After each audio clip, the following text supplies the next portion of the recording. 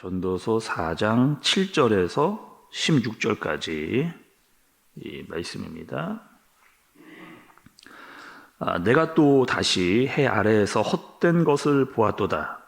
어떤 사람은 아들도 없고 형제도 없이 홀로 있으나 그의 모든 수고에는 끝이 없도다. 또 비록 그의 눈은 부요를 족하게 여기지 아니하면서 이르기를 내가 누구를 위하여는 이같이 수고하고 나를 위하여는 행복을 누리지 못하게 하는가 하여도 이것도 헛되어 불행한 노고로다. 두 사람이 한 사람보다 나음은 그들이 수고함으로 좋은 상을 얻을 것임이라. 혹시 그들이 넘어지면 하나가 그 동물을 붙들어 일으키려니와 홀로 있어 넘어지고 붙들어 일으킬 자가 없는 자에게는 화가 있으리라. 또 두 사람이 함께 누우면 따뜻하거니와 한 사람이면 어찌 따뜻하랴. 한 사람이면 패하겠거니와 두 사람이면 맞설 수 있나니 세 겹줄은 쉽게 끊어지지 아니하느니라. 가난하여도 지혜로운 젊은이가 늙고 둔하여 경고를 더 받을 줄 모르는 왕보다 나으니 그는 자기의 나라에서 가난하게 태어났을지라도 감옥에서 나와 왕이 되었음이니라.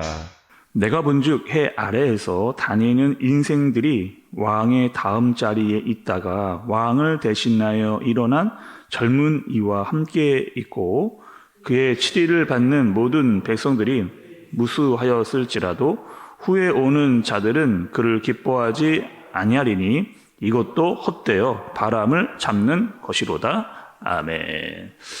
오늘 말씀은요, 여러분 두 가지를 우리에게 알려주십니다. 첫 번째는요, 인생은 다 우리가 여러분 나그네 길이라는 겁니다. 나그네 길. 그래서 우리가 물론 식구들과 함께 이 땅을 살아가고 있기는 하지만 이 땅을 살아가는 것이 다 나그네 길이고 또 외롭다 이렇게 이야기를 합니다. 그래서 이 땅을 살아가면서 누군가와 같이 이렇게 걸어가는 것이 굉장히 중요하다.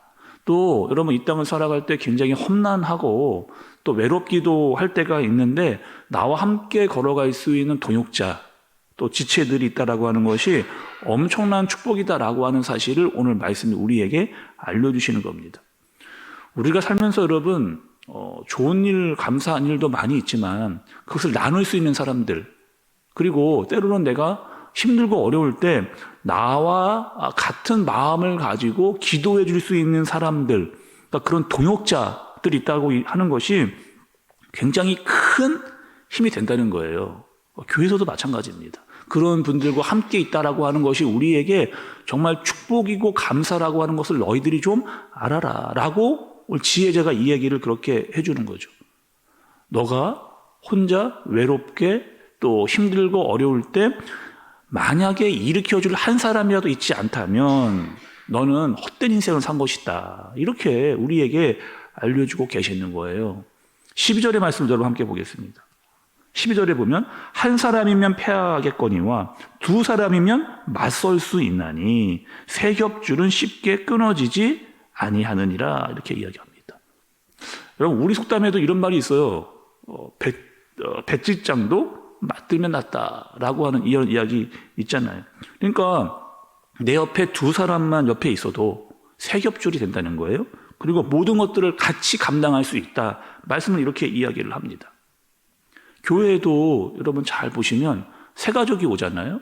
근데 세 가족 옆에 두 사람만 딱 붙으면 그분은 교회에 잘 도착할 수 있습니다. 왜냐? 그 두 사람께 함께 마음을 나눌 수 있고 또 이렇게 마음을 나누다 보면 서로 이해할 수 있는 폭이 훨씬 넓어지기 때문에 그럴 수 있는 거죠. 그런데 우리의 눈이 자꾸 여러분 어디로 가느냐? 나와 함께하는 동역자 또 마음을 나눌 수 있는 사람들에게만 가면 좋은데 우리가 교회를 오거나 또 직장을 가거나 어디 모임에 가잖아요. 그럼 우리의 눈이 주로 어디로 가느냐? 내가 미워하는 사람들에게로 갑니다. 보통. 또 나를 미워하는 사람들, 나를 싫어하는 사람들. 그러니까 내 마음과 눈이 온통 거기에 다 가요. 그러다 보니까 마음이 힘들어지게 되는 경우, 거기에 마음을 다 빼앗기는 경우가 너무 많아요. 또 좋은 사람들, 내 옆에 정말 같이 마음을 나눌 수 있는 사람들을 보지는 못하고 자꾸 나를 미워하거나 내가 미워하거나 싫어하는 사람들에게 마음을 뺏기다 보니까 힘들어지는 경우가 많이 있는 것을 보게 됩니다.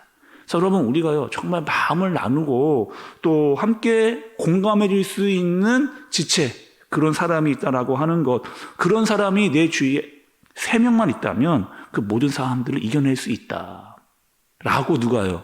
제가 아니고 지혜자가 우리에게 알려준 겁니다. 그래서 여러분, 교회에서도요 누군가 좀 힘들어하고 어려워하는 분들 있잖아요. 그분들에게 2분만 다가가서 같이 기도해주고 마음을 나누잖아요. 그분은요 잘 견뎌낼 수 있어요. 그게 공동체입니다. 그게 교회고. 두 번째는 여러분 무엇을 이야기해 주시느냐? 지혜에 대해서 이야기를 해 주십니다. 13절 말씀을 한번 보시죠. 가난하여도 지혜로운 젊은이가 지혜로운 젊은이가 늙고 둔하여 경고를 더 받을 줄 모르는 왕보다 나으니, 이렇게 이야기합니다. 그러니까 오늘 여기서 지금 등장하고 있는 이 지혜라고 하는 것은 여러분 이런 겁니다. 세상은 보통 지혜를 뭐라고 이야기하느냐? 꾀가 많은 사람, 머리가 막 잘 돌아가는 사람, 이런 사람을 지혜롭다 이야기를 하고, 어떤 일을 할 때 기발한 아이디어를 가지고 있는 사람, 이런 사람들을 지혜롭다 이야기하는데, 성경이 말하는, 그리고 오늘 본문이 말하는 지혜는 어떤 것이냐? 하나님께서 세상을 다스리는 방법을 잘 아는 사람이에요. 하나님께서 세상을 다스리는 방법을 잘 아는 사람, 그 사람을 지혜롭다라고 이야기합니다. 다시 말하면 하나님께서 세상을 다스리는 방법을 말씀을 통해 알려주셨는데 그 말씀을 잘 듣고 깨달을 수 있는 사람이 지혜로운 사람이다, 이렇게 이야기합니다. 여러분, 우리가 사무엘 상하를 보면서 우리가 다윗에 대해서 이야기를 참 많이 들었거든요. 그러니까 다윗의 처음 시작, 여러분 어땠습니까? 그 기름 부음을 받을 때 그 당시만 해도요, 아버지와 형들에게 다윗은 그리 이렇게 되게 대단한 존재가 아니었다는 말이죠. 아버지와 형들이 그렇게 인정도 해주지를 않았고 좋아했던 사람도 아닙니다. 근데 다윗이 가장 잘한 게 있어요. 그것은 뭐냐면 하나님의 말씀에 빨리 반응하는 겁니다. 나의 마음을 하나님께 잘 이렇게 표현도 하고 올려드리기도 하지만 하나님의 말씀을 딱 들으면 바로 즉각적으로 반응을 했던 사람이 바로 다윗이죠. 하나님의 말씀을 잘 듣고 내 마음을 하나님께 그대로 올려드리는 그런 일들, 그러니까 간구하거나 주님을 의지하거나 잘못했으면 빨리 회개하는, 그게 이제 다윗의 장점이라고 할 수가 있는 거죠. 반면에 여러분, 사울은 어땠어요? 사울은요 듣는 것을 좋아하지 않았습니다. 어리석은 왕이었어요. 그래서 다윗을 끝까지, 그러니까 아까 말씀드렸듯이 사울은 어디에 눈을 뺏긴 거예요? 눈과 마음을.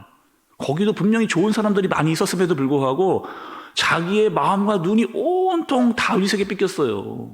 다윗을 죽여야 된다고 한 것을 빼앗겨서 일평생 그렇게 살다가 그냥 가버린 사람이 이 사울입니다. 거기다가 그 아들이 요나단이었는데, 요나단이 그 아버지에게 수없이 조언을 이야기를 많이 했습니다. 아버지, 다윗 그렇게 하지 마세요. 그리고 다윗이 우리에게 그렇게 잘못한 것이 별로 없습니다. 따지고 보면 그렇게 인정을 해 주십시오 라고 이야기를 했음에도 불구하고 결국 사울은 다윗에게 헤어나오지 못해요.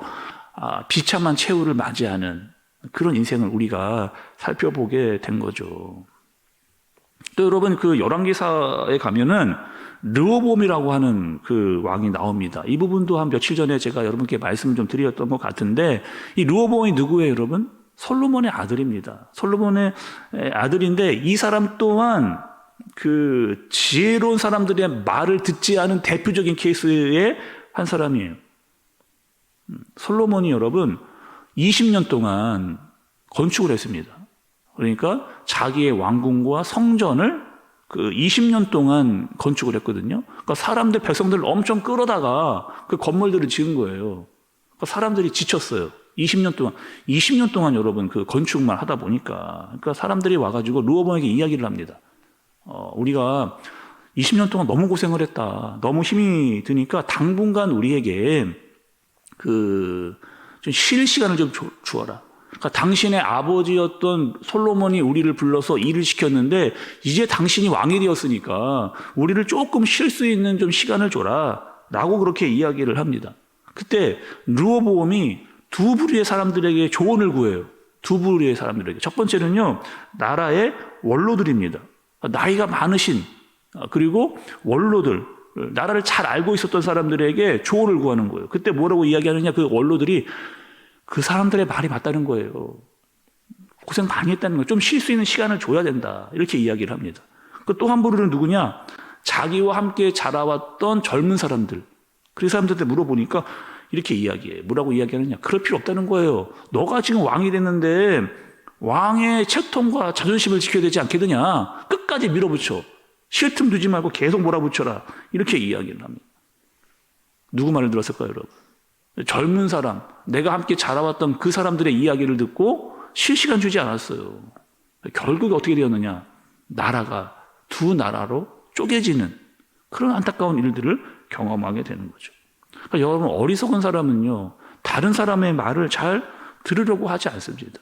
특별히 그 자기의 어떤 그 자존심, 체면을 막 강조하는 사람, 자기가 가지고 있는 권력에만 눈에 먼 사람, 이 사람 잘 안 들어요. 다른 사람의 이야기를. 양보도 하지 않는 경우도 많습니다. 그래서 여러분, 지혜로운 사람이 잘 되려면 열린 귀가 필요해요. 지혜로운 사람은 잘 듣는 겁니다. 누구를요? 가장 먼저 뭘요?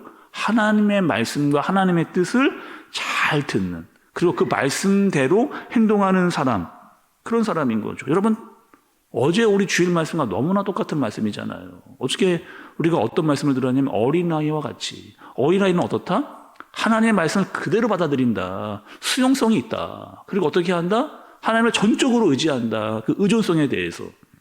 그러니 열린 귀를 가지고 하나님의 말씀을 그대로 받으면서 하나님의 말씀을 따라 살고 하나님을 전적으로 의지하는 그런 자가 지혜로운 자다. 이렇게 이야기합니다. 여러분, 오늘 하루는 이렇게 사셔야 돼요. 어떻게 사셔야 되느냐? 뭐 매일매일 그래야겠지만 특별히 오늘 더 어떻게 해야 되느냐? 열린 귀를 가지고 하나님의 말씀을 받는 자로, 더 하나님을 전적으로 신뢰하는 사람들로 사는 여러분들 되어지시기를 바랍니다. 가정에서 여러분 다 부모, 남편과 아내입니다. 열린 귀 필요하죠. 교회의 직분자입니다. 직분자 또한 열린 귀가 필요하고, 여러분 어디에 있든지 여러분이 해야 될 직장에서도 마찬가지죠. 여러분이 하고 있는 사업장도 마찬가지입니다. 열린 귀를 가지고 또 순전한 마음을 가지고 하나님을 향한 의존성을 가지고 살아갈 수 있는 저와 여러분들 되어지시기를 간절히 바랍니다. 무엇보다 여러분, 오늘 말씀처럼 주위에 있는 사람들을 잘 돌아보세요. 그리고 우리 공동체에서 삼겹줄이 되는 겁니다. 서로 돕고 위로하고 격려하고 하나님의 말씀을 따라 살고, 그리고 하나님을 경외하는 자로 살 수 있는 저와 여러분들 되어지시기를 예수님의 이름으로 축복합니다. 기도하겠습니다. 하나님 아버지, 이 땅은 나그네의 길과 같습니다. 때로는 외롭고 때로는 고독하고, 그러나 하나님께서 우리에게 사람들을 붙여주시고 우리에게 해야 할 일들을 우리에게 주셨는데 하나님 잘 감당할 수 있도록, 하나님께서 주시는 위로와 평안을 얻어 살아갈 수 있도록 주님께서 인도하여 주옵소서. 무엇보다 좋은 동역자들을 붙여주시고 삼겹줄이 되어 함께 기도하고 사역하게 하여 주옵소서. 하나님 열린 마음을 주시고 귀를 허락해 주시고 주님을 말씀에 대한 수용성과 또 하나님을 향한 의존성을 가지고 살아갈 수 있는 우리가 되어지도록 주님께서 인도하여 주옵소서. 무엇보다 오늘 하루 하나님의 말씀이 잘 기억나도록, 그 말씀이 들리도록, 그 말씀에 순종하도록 살아가는 오늘 하루, 그런 지혜 있는 하루로 살아갈 수 있도록 주님께서 인도하여 주옵소서. 예수님의 이름으로 기도드리옵나이다. 아멘.